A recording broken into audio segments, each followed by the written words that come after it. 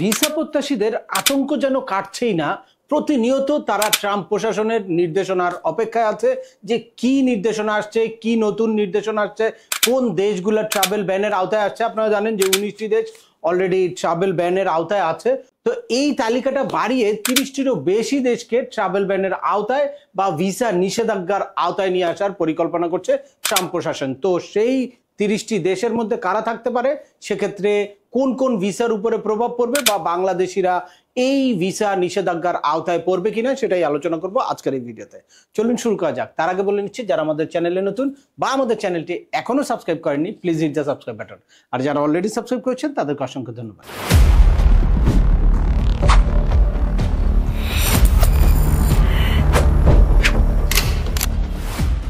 আপনারা যারা ইউএসএ এর ভিজিট, পড়াশোনা, ওয়ার্ক পারমিট বা মাইগ্রেশন নিয়ে ইউএসএ তে যেতে চাচ্ছেন, ভিসার জন্য প্রস্তুতি নিচ্ছেন বা প্রসেসিং এর বিভিন্ন স্টেজে আছেন, আপনারা সবাই কিন্তু অরিড যে কখন কোন সিদ্ধান্ত আসে, কখন কোন দেশের জন্য ট্রাভেল ব্যান আসে। রিসেন্টলি ডোনাল্ড ট্রাম্পের সাথে একটা বৈঠকের পরে সিএনএন কে দেওয়া এক সাক্ষাৎকারে হোমল্যান্ড সিকিউরিটির সেক্রেটারি জেনারেল জানিয়েছে যে এই যে 90 কান্ট্রির যে ট্রাভেল ব্যানের একটা তালিকা আছে, এই তালিকাটাকে আরো বাড়িয়ে 30 থেকে 32 করা হতে পারে।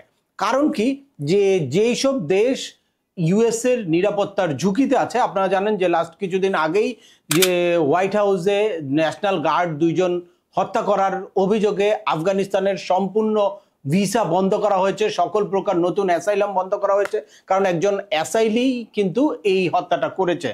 তো এরপর থেকে এই যে নিষেধাজ্ঞার যেই তালিকার দেশগুলো আছে তাদেরকে তো টোটালি ভিসা ব্যান আছে 12টা দেশ, এরপরে 7টি দেশ আছে তাদেরকে অধিকতর যাচাই বাছাই বা কঠোর বিধিনিষেধের আওতায় রেখেছে।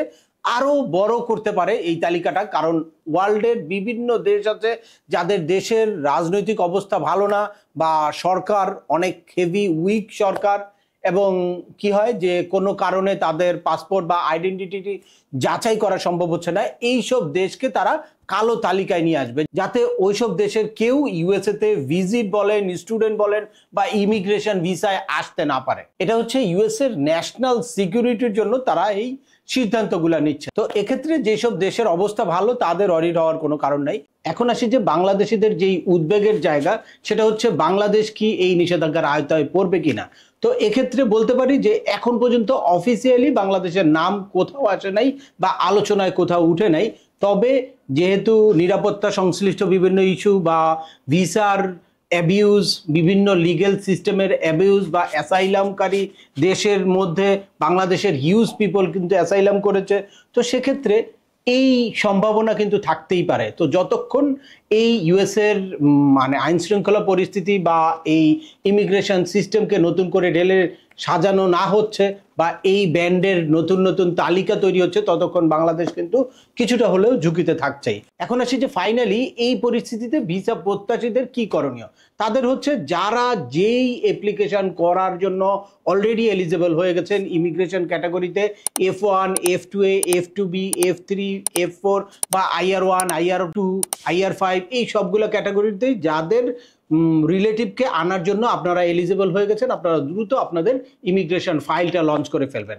আর যারা স্টুডেন্ট ভিসায় ইউএসএ তে যেতে চাচ্ছেন, তারা সঠিকভাবে প্রস্তুতি নিয়ে খুব দ্রুত আপনাদের স্টুডেন্ট ভিসার জন্য আবেদন করবেন। ভিজিট ভিসার জন্য যারা আবেদন করতে চাচ্ছেন তারাও সঠিকভাবে আবেদন করবেন। অবশ্যই বাড়তি কিছু সতর্কতা আপনাদের নিতে হবে, সেটা হচ্ছে আপনাদের সঠিকভাবে DS-160, DS-260 ফিল আউট করতে হবে, সকল ডকুমেন্টকে প্রপারলি ফাইলিং করতে হবে এবং প্রপার গাইডেন্স নিয়ে তারপর আপনাদের ভিসার জন্য আবেদন করতে হবে এবং ইন্টারভিউ প্রিপারেশন নিতে হবে। তো আজকের ভিডিওটা দীর্ঘায়িত করছি না, আশা করি এই ভিডিও থেকে আপনারা নতুন ট্রাভেল ব্যানের তালিকাটা যে বড় হচ্ছে বা সেখানে বাংলাদেশ থাকার কি সম্ভাবনা আছে বা কেন বাংলাদেশ থাকবে না সে ব্যাপারে একদম ক্লিয়ার একটা ধারণা পেয়েছেন। তারপরেও আপনাদের যদি এই সংক্রান্ত কোনো রকম কোনো প্রশ্ন থাকে অবশ্যই আমাকে কমেন্টস করে জানাবেন। আর ভিডিওটি ভালো লাগলে বা তথ্যবহুল মনে হলে লাইক দিয়ে আপনার বন্ধুদের মাঝে শেয়ার করে দেবেন যাদের এই ইনফরমেশনগুলো অত্যন্ত প্রয়োজন। আবার দেখা হবে নতুন কোনো গুরুত্বপূর্ণ টপিকস নিয়ে। সে পর্যন্ত সবাই ভালো থাকবেন, সুস্থ থাকবেন এবং আমাদের চ্যানেলের সাথেই থাকবেন। আল্লাহ হাফেজ।